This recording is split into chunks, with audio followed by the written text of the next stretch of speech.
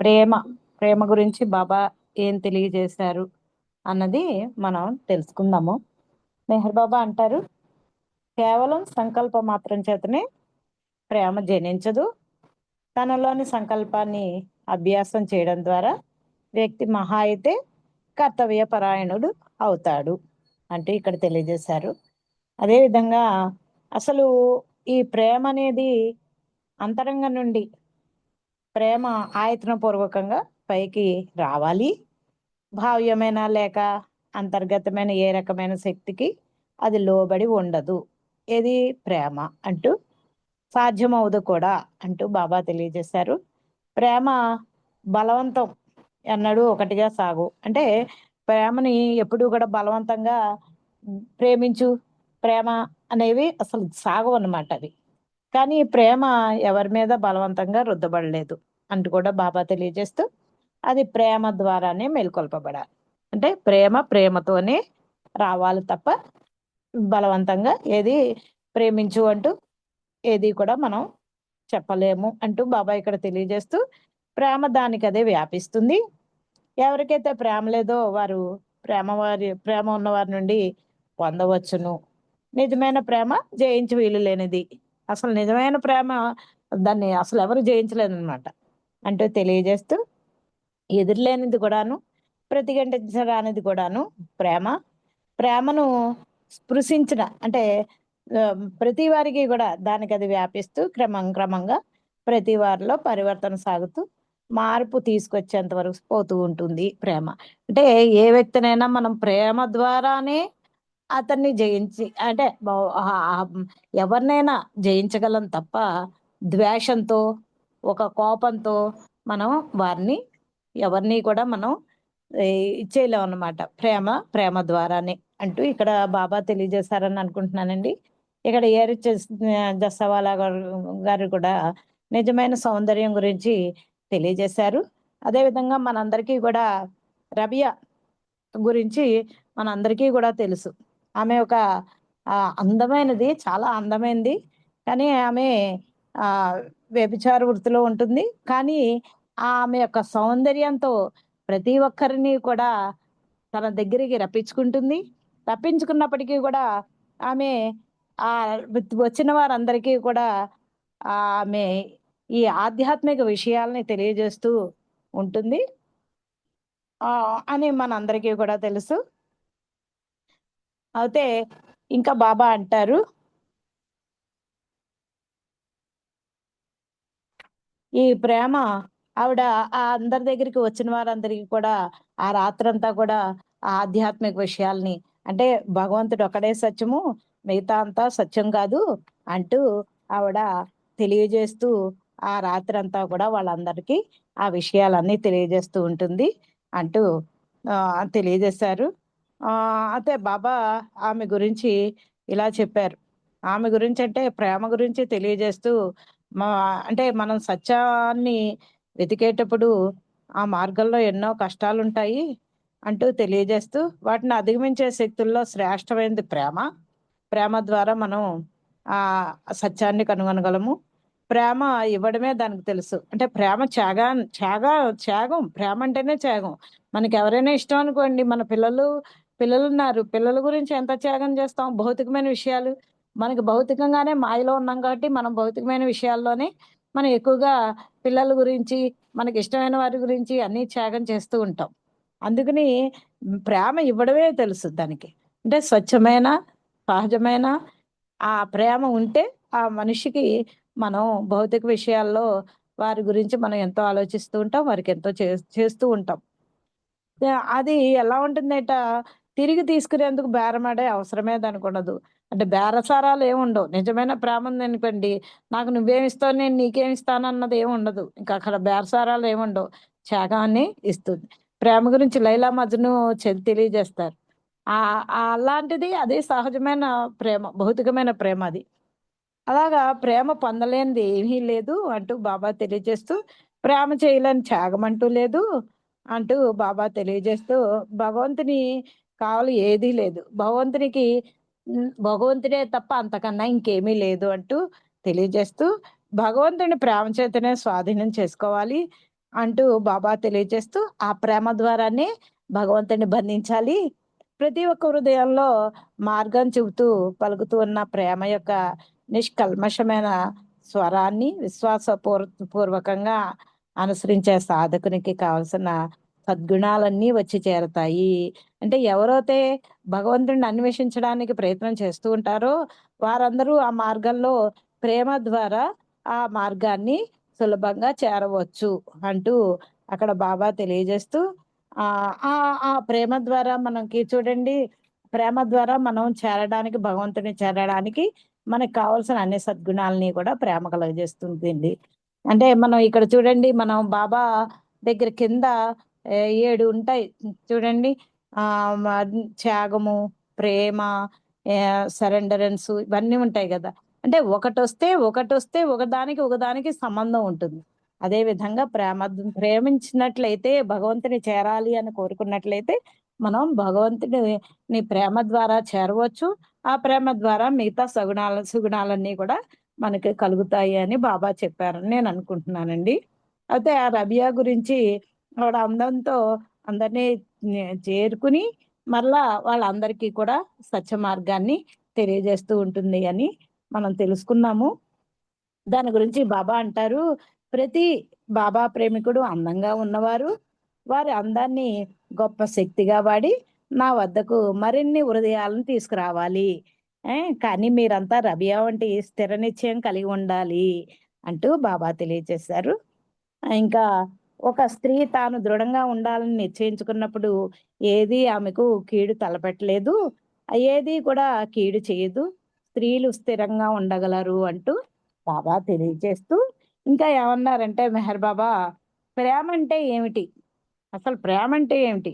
అంటూ అక్కడ question mark వేస్తూ, ఇవ్వడమే గాని ప్రతిఫలం ఆశించినది ప్రేమ. ఇస్తుందంతే, ఎంతసేపు ఇవ్వడమే, ప్రతిఫలం ఆశించదు. అంటూ తెలియచేస్తూ ఈ ప్రేమకు దారి తీసేది ఏది? అసలు ఆ ప్రేమకు దారి తీసేదేది?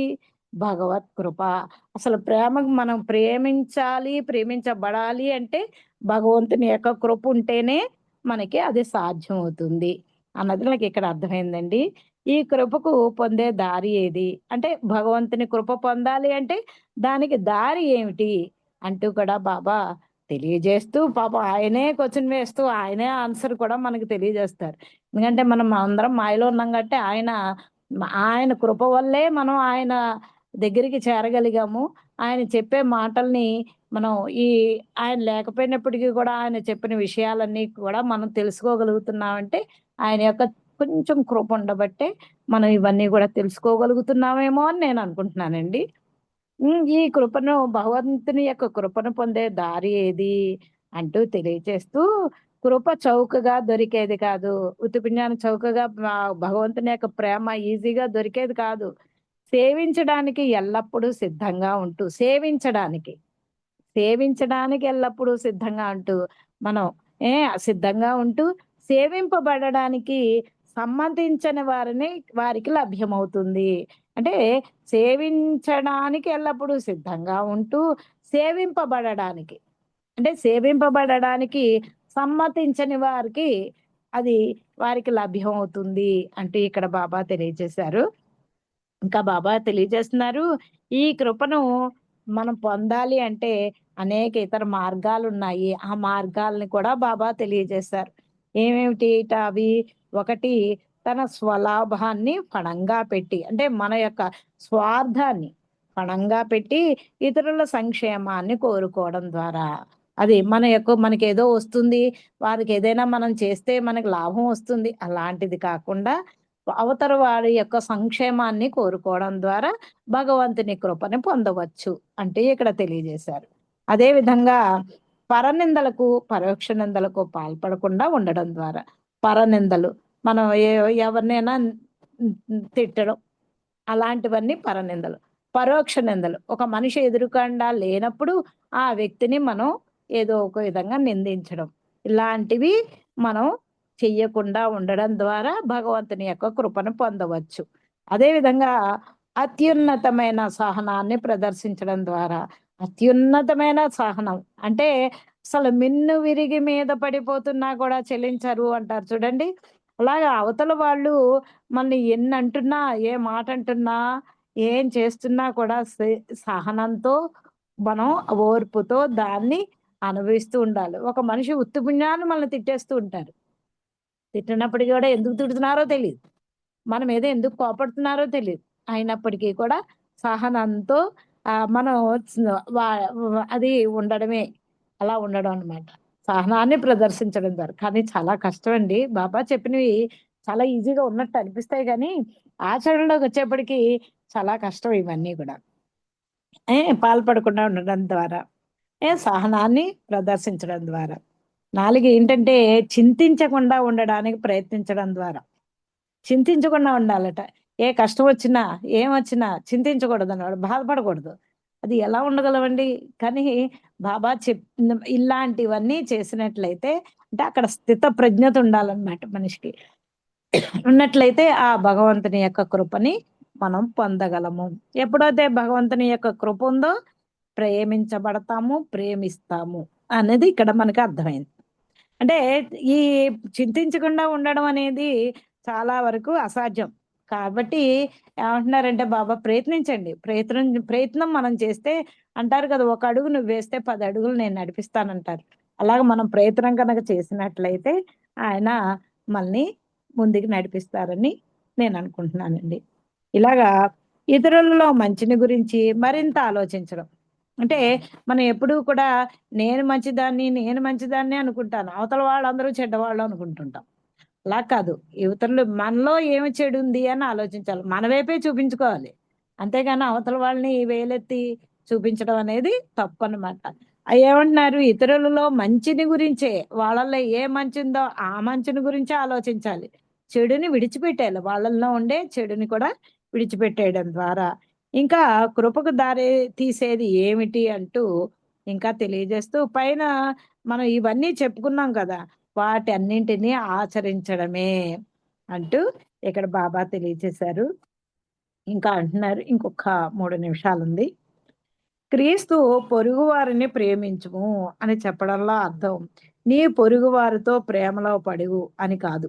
అది పొరుగువారిని ప్రేమించు అని ఎప్పుడూ కూడా క్రీస్తు చెప్పారు. అంటే బాబా అంటున్నారు నీ పొరుగువారితో ప్రేమలో పడు అని కాదు. ఇంకేంటంటే నువ్వు ప్రేమిస్తే నువ్వు ఇవ్వగలవు. అంటే మనం ఎప్పుడైతే అందరిని ప్రేమించగలుగుతామో ఇవ్వగలుగుతావు. త్యాగం చేయగలవు. అలా కాక నువ్వు ప్రేమలో పెడితే నీకు వాంఛ కలుగుతుంది. అది. మనం అందరిని ప్రేమించగలిగితే, ప్రేమిస్తే త్యాగం చేయగలం. అలా కాకుండా మనమే గనక ప్రేమలో పడిపోయినట్లయితే వాంఛ కలుగుతుంది. అక్కడ కోరికుంటుంది. మనం భౌతికమైన విషయాల్లో చూస్తూ ఉంటాం. మనకు తెలియనిదేంది ఎంతోమంది పిల్లలు ప్రేమలో పడుతున్నారు. కొన్ని కొన్ని ప్రేమలో పడడం వేరు. అది కొందరేంటంటే ఆహ్, అసహ్యంగా ప్రవర్తిస్తూ ఉంటారు. అలాంటివన్నీ అలాంటి ప్రేమ ఉన్నట్లయితే ఏమవుతుంది? వాంఛ కలుగుతుంది. నీవు నీకు నచ్చిన తీరుగా నన్ను ప్రేమించు. అది అక్కడ భగవంతుడిని మ నీకు నచ్చిన తీరుగా ప్రేమించు అంటూ నన్ను మాత్రమే ప్రేమించు. నన్ను మాత్రం ప్రేమించు. భగవంతుడిని ప్రేమించాలి. ఆయన కృప పొందడం కోసం ఆయన్ని మనం ప్రేమించడానికి ప్రయత్నించు. అంటూ తెలియజేస్తూ, ఏ విధానం ఎంచుకున్నా అన్ని మార్గాలు నాకు ఒక్కటే. అంటే విధేయత, ప్రేమ, త్యాగం ఇవన్నీ కూడా ఇవన్నీ ఏది ఎంచుకున్నా కూడా అవన్నీ ఒక్కటే. పవిత్రతకు, స్వచ్ఛతకు, శుద్ధతకు మూలం నేనే. ఆయనే అన్నింటికి ఆయనే. అసలు స్వచ్ఛతగా ఉండాలన్నా, పవిత్రంగా ఉండాలన్నా, శుద్ధతగా ఉండాలన్నా దానికి ఆయనే. అందువలన నేను నా ప్రేమాగ్నిలో అన్ని బలహీనతలను దగ్నం చేస్తాను. ప్రేమాగ్ని, ప్రేమాగ్ని అనేది ఉన్నట్లయితే మనలో ఎన్ని బలహీనతలున్నాయో, ఆ బలహీనతలన్నీ కూడా దగ్ధం చేయగలరు బాబా అని బాబాయే తెలియజేశారు. మీ పాపాలను నాకిచ్చేయండి. అది ఆయన మన నుంచి తీసుకునేదేంటంటే, నీ పాపాలన్నీ నాకిచ్చేయండి. మీ బలహీనతలను, మీ పుణ్యాలను కూడా నాకిచ్చేయండి. మనలో ఉండే బలహీనతలు, పుణ్యాలను కూడా ఆయనకిచ్చేయమంటున్నారు. మీలో ఎవరైనా నా ప్రేమలో పడితే నేను వారిని పరిశుద్ధులను చేస్తాను. ఎవరైనా ఆయన యొక్క ప్రేమలో పడినట్లయితే మనలందరినీ కూడా ఆయన పరిశుద్ధులను చేస్తాను అని ఆయనే చెప్పారు. కానీ వేరే వారి ప్రేమలో పడితే మాత్రం దాన్ని ప్రేమ అని పిలవలేవు అంటూ ఇక్కడ బాబా తెలియజేశారండి. ఏమన్నా తప్పుగా చెప్పినట్లయితే క్షమించవలసిందిగా బాబాను కోరుతున్నాను. అవతార్ మెహర్ బాబా కీ జై. అవతార్ మెహర్ బాబా కీ జై. అవతార్ మెహర్ బాబా కీ జై. అందరికీ జై బాబా అండి. జై బాబు అండి. మీరు తప్పేం చెప్పలేదు, బాగా చెప్పారు విషయాలు, ప్రేమ గురించి చెప్పారు.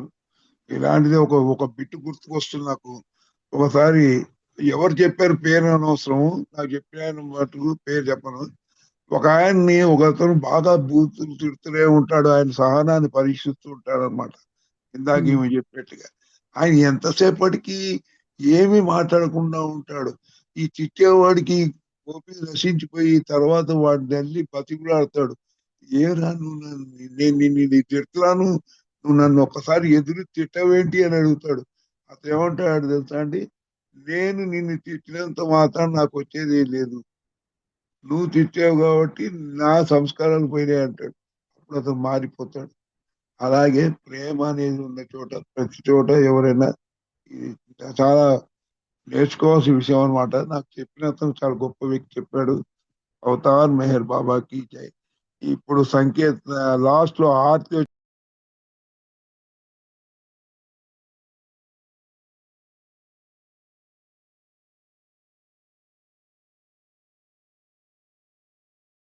అరుణ